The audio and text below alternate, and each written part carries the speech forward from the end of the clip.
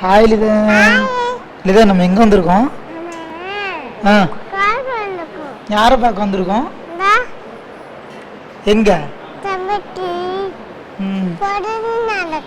அப்படி இல்லை, உனக்கு குட்டி தம்பியோ குட்டி பாப்பா வர போகிறாங்க. அதை செக் பண்ணுறதுக்காக நம்ம ஆஸ்பத்திரி வந்திருக்கோம். கூட யார் யார் வந்திருக்கா? இங்கே பார் லிதன், கூட சல்மான் மாமா, அப்புறம் ரேவதி அத்தை, ரகான் வந்து ஃப்ளாட் ஆகிட்டியான்.